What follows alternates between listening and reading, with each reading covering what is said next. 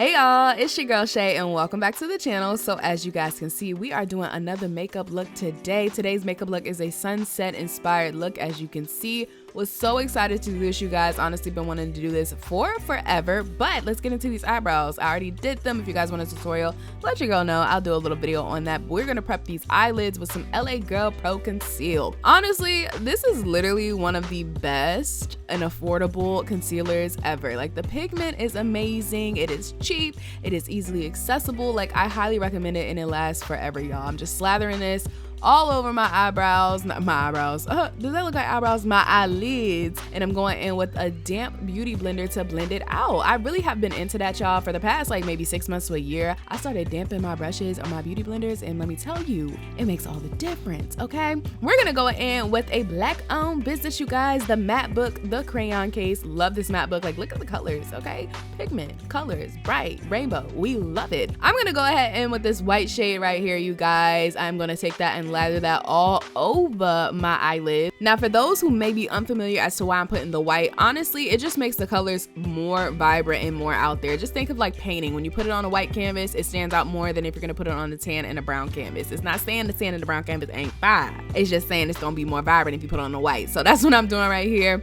I just went in as much as I felt, you know, until I got the whiteness that I wanted. And then we gonna go in with this beautiful, y'all, look at this yellow, okay? This beautiful tropical yellow. And I know you're probably thinking, why did you choose that one over the one above it? The one above it to me gave more pastel than I was looking for. I really wanted like a vibrant kind of, you know, you look at a sunset, it's a real vibrant yellow, and that's what I wanted. So this was the perfect one. We're just gonna go ahead and take this and put it into the inner corners. We are gonna be adding on about 3 or 4 more colors, so you don't want to take up too much space. But look, as you pack that on there, just how vibrant and how bright that yellow is. It's just really giving what it needs to get. Look at that. Look. Ooh.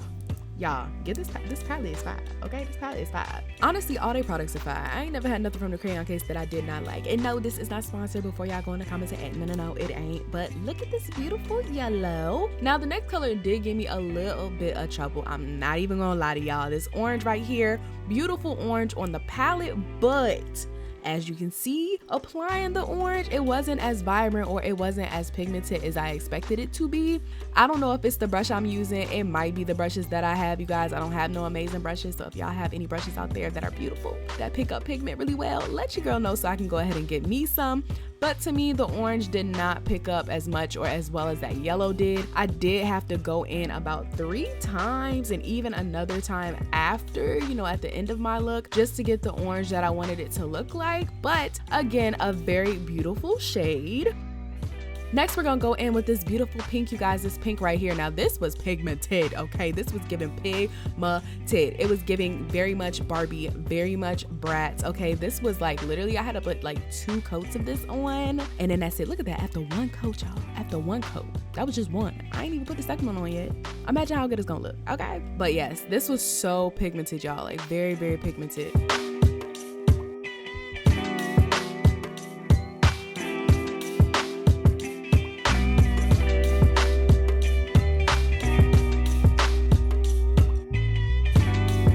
Now, for our next transitional color, we are going to be using purple. This palette actually does come with 3 different purples, and right here, I'm just trying to figure out which one I want to use for this look. Because this look was supposed to be sunset, it was supposed to be warm, I decided to go with this purple right here, which to me fit better. I feel like the other ones were more on the cool side of like purples, but baby, this purple right here, this probably was the most pigmented color that I used out of this entire rainbowish sunsetish look. This right here, I honestly could have just used it once. You just need one good little swig on the palette, put it on your eyelid, and you're honestly good to go, okay? This is just once. Look at that. Look at that. Now, for our next step, we are about to go in with a fluffy brush to blend all of these colors together to get that kind of, you know, ombre-ish look. For me, I just feel like this makes the most sense. You can do it however you please to, but I choose to take a fluffy brush and blend the colors out from the lightest to the darkest. I just feel like if you blend it from dark to light, you're just gonna go ahead and push those darker colors into the lighter ones, which obviously is just gonna cause the darker color to take over the light, then you're gonna have to just basically do your entire color ombre all over again, okay? To avoid some of this cross-contamination, what I call it, I do use this brush cleanser or cleaner from the crayon case. Many brands have this, but this one right here, baby, works so good. I just take my brush it on there in between once I get basically to like the more darker shades so that it doesn't cross contaminate or cross mix, and so that you can keep that ombre look and also keep it so that the colors are still vibrant and the colors are still themselves.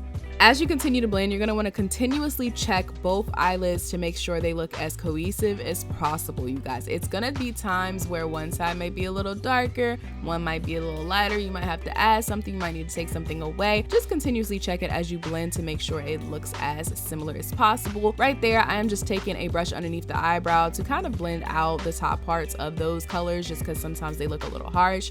And then I decided to go ahead and add on some more orange to this look, just because to me the orange was the more lacking color, and I wanted this to be as bright, as vibrant, as warm as possible, because we are imitating a sunset, you guys, okay? But let's take a little break from the eyelids real quick and get into this full face. So majority of the makeup that I'm going to be using is going to be from the brand Makeup Revolution. That was the brand that got me into makeup. That's the brand I've been using since 2019 when I first learned how to do makeup, so I just kind of stuck with them. I am looking for more brands, for more makeup, so if you guys have suggestions, of course, feel free to leave them down in the comment section below. But as you can see, I'm getting rid of that excess eyeshadow under the eye. You may be curious as to why, because in the video, I did have eyeshadow underneath my eye, but once we put this foundation base on, we're gonna get more into how I put that back underneath there. But I'm going in with the same exact concealer that I used for my eyelids earlier, just going ahead and putting them on the highlight points of my face. I've really been into the whole bright under eye concealer trend lately, so that's what I'm doing. As you can see, I am utilizing the brown shade in the matte book palette to do my contour. Now, this technique is actually something that I picked up on lately. I did not originally do my contour like this when I first started. Originally, I used to use a brown makeup foundation stick from Makeup Revolution. Then I slowly transitioned over to using a brown LA Girl concealer, and then I am here now, probably within the past 3 months I started this, where I just decided to take a brown eyeshadow and contour with it. To me, it just works way better. It looks better, it looks more natural, and I feel like it gives a softer contour. Sometimes with concealers and foundation, I found that the contour looks a little too harsh, or it is so easy with foundations and concealer to put way too much of the brown on, and then it's just really hard to kind of get that blended and to take that off. And here we are, of course, like I said earlier, putting a little setting spray onto my beauty blender. I absolutely love wetting my brushes, you guys. I just feel like it makes everything look so much more natural and so much more blended. I feel like before I started wetting my brushes, a lot of the times when I used to blend, it looks real powdery, but when you do wet your brushes, it kind of sets everything and melts everything into your face. So I highly suggest trying this out, and let me know in the comments if it worked really well for you. Here I am putting a little bit of that contour powder underneath my lip. To me, it just makes the lips look a little bit more plump. We are going to take the same exact concealer that I've been using basically this whole entire time and take it and outline or kind of contour that eyeshadow a little bit, just to make it look a little bit sharper. This is not necessity at all. Like, you don't have to do this, but to me, it just helps me in regards to figuring out where it is that I want to put my eyeliner. Now, to go ahead and set this concealer, we're going to be taking this Makeup Revolution banana powder. I absolutely hate the container for this. I mean, I just feel like it's so inconvenient. It has this really narrow opening at the top, which I don't understand why they did it like that, but luckily a beauty blender fits right in there. As you guys see earlier, I just take it, put it into the top, and I shake the container to get product out. I just feel like there was a better way of them creating this container, but you know, at the end of the day, it is what it is. Now, after we put that powder on, we are going to go ahead and brush it off. I don't really bake. I kind of just press the powder into the skin when I do apply it, so there's no reason for baking. So we're just brushing that excess powder off to kind of get everything settled. Now, right here, I'm using the brightest shade of the browns at the bottom of the matte book palette to contour my nose. Now, I'm no expert on contouring noses, y'all. I really just kind of do what I feel, go against the sides up into the brow bone, and to me, it gives me the look that I'm looking for. If you guys have a better technique, you know, just let your girl know in the comments below, because I'm a newbie when it comes to the contouring of the nose, okay? Now, the next step to this, we are going to go in with this Makeup Revolution blush. I just recently kind of got into blush. I wasn't a blush person, but to me, I like how it makes the cheeks look a little warmer and it brings color to the face, as you can see, just a little bit.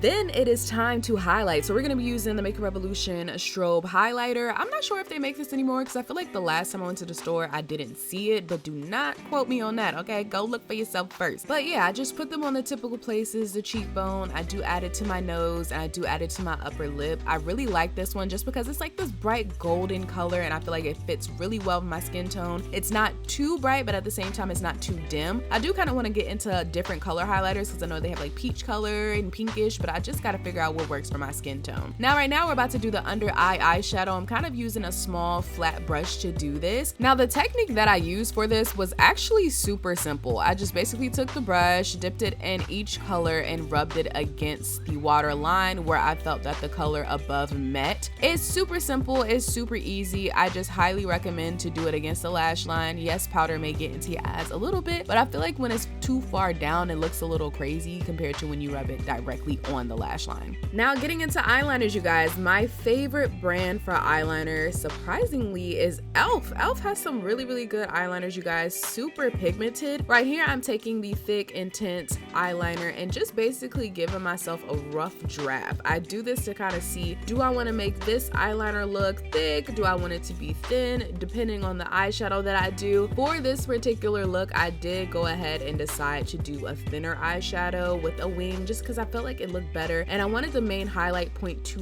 be the eyeshadow itself, so I didn't want too much eyeliner in the way taken away from it. Now this eyeliner right here, y'all, is the holy grail for me. I absolutely love this. I cannot remember exactly what the name is, but it is the triangular tube that you guys saw a little bit behind. So if you scroll back a little bit, that right there, best thing ever. It is super pigmented, it is so easy to use. The brush itself is super thin, so if you want a thicker eyeliner it's easy to do, as well as if you want a really thin eyeliner. It's just such a good eyeliner. Now I know a lot of people struggle with doing a wing eyeliner, so I'm gonna just give you my technique because I feel like it's pretty easy to do. As you can see earlier, I split it up into two sections. So I start off by doing the liner at the lash line first because I just feel like that's super easy. You get that out the way. Then I take my time to focus on the wing itself. Now for the wing itself, I do split the wing into two sections as well, just because I feel like sections makes everything easier and you're able to just take your time getting the perfect wing. For me, I start off with a smaller wing just to kind of help me get the angle that I want the wing at, as well as like placement. And then once I get that placement,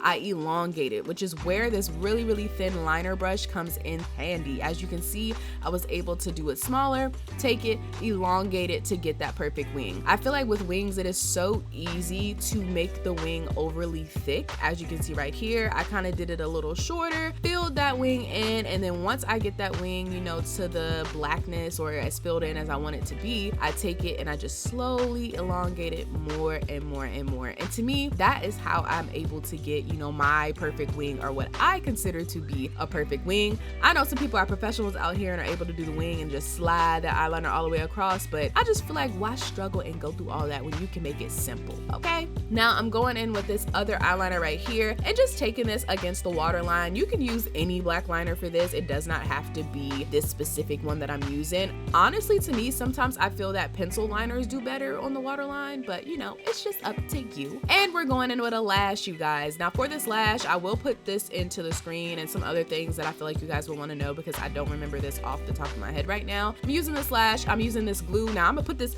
glue right here, I'm gonna put this on the screen because this is the best eyelash glue ever and it is so affordable. You can find it in your local hair store, you can find it at Ulta, you can find it at Walmart. I believe, y'all, when I tell you this is the best glue I have ever freaking used, and it is affordable, and you cannot convince me that there's no other glue. I love this glue, you guys. But anyway, getting into the eyelashes right here, I use my eyelash tool to put on my eyelashes. I also use my hands, honestly. Ever since I got back into getting my nails done, you know, when you get the claws, you can't do things like you used to do before. I can't put the lashes on with my hands as easy as before, so you know, I use this tool because it makes it so much easier. But getting into lashes, I basically take the lash, I lather it with the glue itself, I fan it around for about 30 seconds before I put it onto my eyelid. Now, I used to just ignore that rule and I used to just stick it right onto my eyelid and it worked, but when I tell you the hold that you're gonna get when you actually let it dry for 30 seconds is gonna be 10 times easier and 10 times more secure than when you don't let it dry. Another thing that I recently started doing with eyelashes that to me works even better than letting it dry for 30 seconds, put that eyelash glue directly on your eye line. Now it might sound crazy, because it is a little bit. I mean, it's sticky, it's messy, but when I tell you, my eyelashes do not budge when I do that, okay? At all. I just wanted to do it this way just because this is the easier way, it's less messy, and this is kind of what I recommend, especially if you are not familiar with putting eyelashes on. But look at how this looks with the eyelashes, you guys. It just makes this look even more intense, even better. It's just very dramatic and very given what it is supposed to have gave. Okay? Period. But to go ahead and finish this look off, we're gonna take this Juvia's Place Red Velvet lipstick, you guys, as well as this YSL red, mix them together. To me, this gives me the perfect red. If I can find the name of this YSL lipstick, I will let you guys know. I got it so long ago, so it doesn't really have a name at the bottom of it, but it does give this perfect red color. Then we're gonna hit our face with some setting spray, you guys, and basically that is the end of this sunset look. I hope this tutorial was really helpful, you guys. If you guys want more tutorials, if you guys have any questions, feel free to comment them below. But yes, this is the final look right here. Thank you guys so much for watching. Give it a like, comment, and subscribe, and I'll see you guys in the next video. Bye, you guys.